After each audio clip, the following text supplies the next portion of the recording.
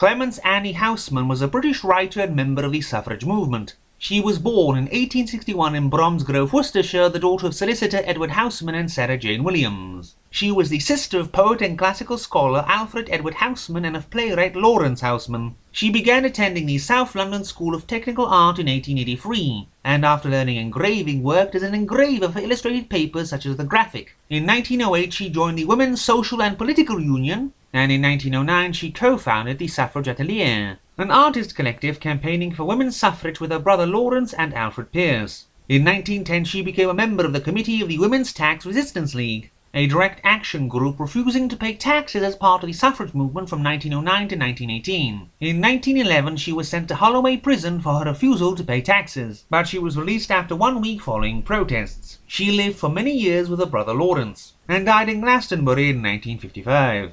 We will review her first novel, the 1896 The Werewolf. We see a great hall in the frozen north, where all are busy with some labour but the very young and very old. Among the former is little Roll, who is in general a nuisance to the people except his older cousin Swain, whom he adores as a hero. Then there is a voice outside and someone knocks and calls to be let in. 3 times does Swain go and answer the door, and each time there is no one there and no footprints in the freshly fallen snow. All are anxious about Swain's absent twin brother Christian, but the first voice was that of a child and then the voice of an old man. Then the door opens again and a beautiful stranger in furs comes into the hall. When Roll would climb into her lap and asks her name, she says her real name is such that would not be fit for their ears, but the people of their country came to call her White Fell. Christian at this time is returning from inviting nearby farmers to a bear hunt, when he sees wolf tracks leading all the way to the front door but none leading back. Within he finds the strange woman adored by all and most of by Swain. The only one to share his immediate suspicion of her werewolfishness is the dog Tyr, that has to be chained to avoid tearing her throat out. Swain has eyes only for her, and so when he does follow Christian the wolf tracks are all gone.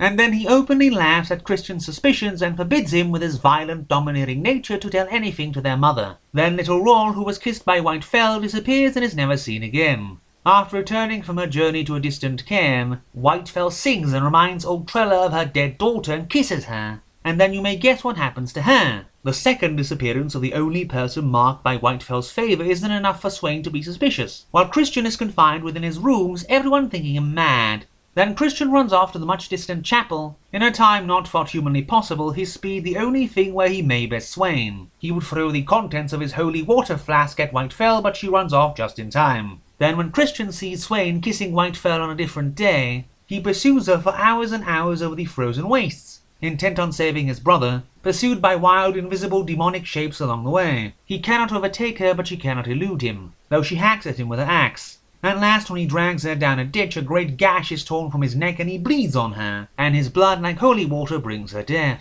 The book never tells us what that knocking thing was about, though that is my only gripe.